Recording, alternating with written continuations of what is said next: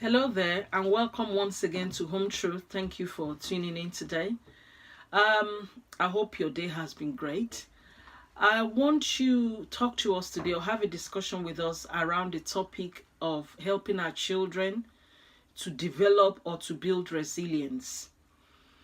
As human beings, we go through different level of stress. And I'm sure you'll be wondering, why would children go through stress? What kind of stress do children go through? I tell you, our children go through stress. The fact that life is changing, the fact that nothing is static, means that every change in their life brings a level of stress. When a child moves from nursery school to primary school, from primary school to secondary school, from secondary school to A levels probably, and from A levels to university, it's a level of change that brings their own level of stress. Or even when they're at school and they face the challenge of maybe some peers not liking them or trying to isolate them, or sometimes them being bullied. Those are stressful situations that our children need to be able to know how to handle. And it's our responsibility as parents to equip our children, to equip them with what they need to face this kind of challenges, as well as us also intervening sometimes. But the idea of building resilience for ability for our children to be able to hold their own, and it's about what we leave in our children rather than what we give to them as material things that is going to last, is going to help them.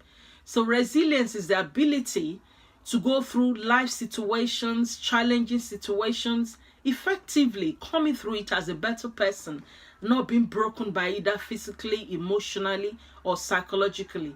It's the ability to bounce back, basically. It's the ability to be hit and to be able to bounce back afterwards and become a better person through the process that they go through.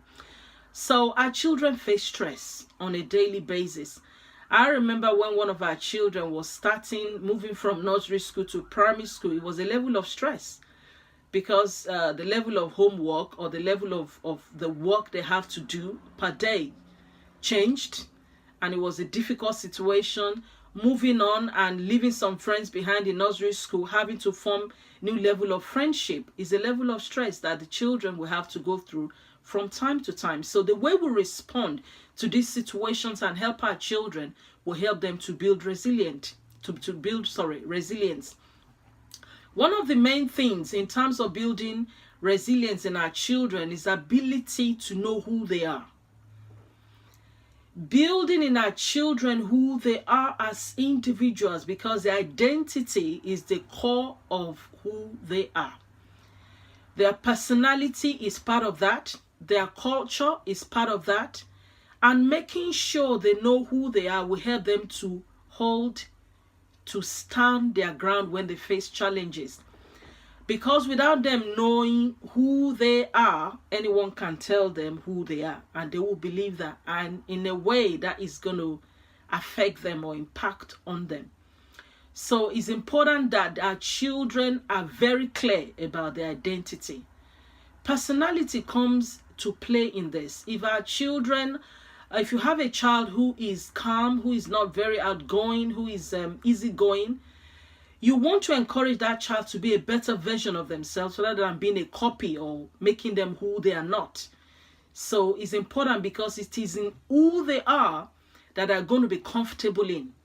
If a child is not an outgoing personality and you want to push them to be one, it's going to be alien to them. You're going to make them a copy of something else. And our children will be better in being a better version of themselves. So identity is core to helping our children to build resilience. Also, inculcating in our children or helping them to embrace the values that we're trying to nurture them in as parents is vital as well. What are the values within your family? You might have the values of love, of hard work, of honesty, of being respectful and understanding, and also respecting other people's boundaries. It's important that because it's what you leave in these children that they're going to live with and it's going to help them, not the material things that you give them. Material things, you buy them present and things and all the things you buy for them. With time, those things wear out. But what you leave in them, the values you leave in them, is what they're going to grow with and will help them to deal with life situation. We also guide them, provide guardians for our children. And when we talk about providing guidance for our children, it will help you to stay back and watch them do things. And as they do things, you're guarding them and providing advice and stepping back. Or sometimes you might do things with them, but you need to also step back to allow them the space to do things for themselves. And that's why it's important that as parents, we don't always ask the why question, we ask them the how question. For example, maybe you have a toddler. How are you going to tidy up your toys at the end of the day? How are you going? The how to helps them to take that level of responsibility to do things without us getting involved in that. Also, one of the ways is to help our children to build self-esteem.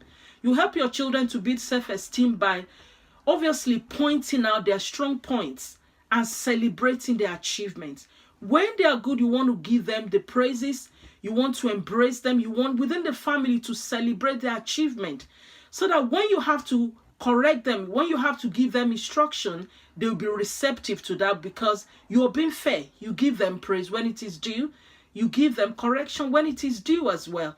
So you're making things balance as you nurture them, as you bring them up. It's not just about telling them what to do. It's about also praising what they've done, praising them at school, even at home, doing homework, praising them, doing house chores, praising them, making sure things around them are tidy. You praise them for that. It's going to help them to build self-esteem. It's also important that also you help them to emotionally regulate. It doesn't matter. There might be babies. For example, you have a toddler who is playing tantrums. And you give in all the time to the tantrums because you can't be bothered to be consistent. Being consistent will help that child to know how to regulate their emotions. And in regulating their emotions, they will grow with that. Say a child is giving an example of playing tantrum. You have to let that child know that, you know what, you need to talk to me. Encourage the child to talk, rather than playing tantrums. Obviously, it's part of their stages of development, depending on the stage of development they are in. But at the same time, you need to talk to them, teach them to talk, to communicate on face-to-face level, and encourage them. Come to that child's level, face level, and talk to that child at their level where they will understand. What's the problem? What do you want me to do? That way, you're encouraging them to talk rather than behave or throw up tantrums that to get attention. You are trying to tell them to communicate, to get attention, rather than bringing up negative behavior to get attention. The same way as well, even when you have teenagers, you want to help them to emotionally regulate.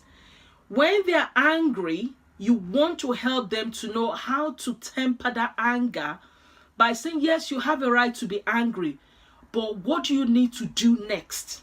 By helping them to be focused on solution rather than just dwelling on what the issue is and getting angry, you're helping them to emotionally regulate as parents.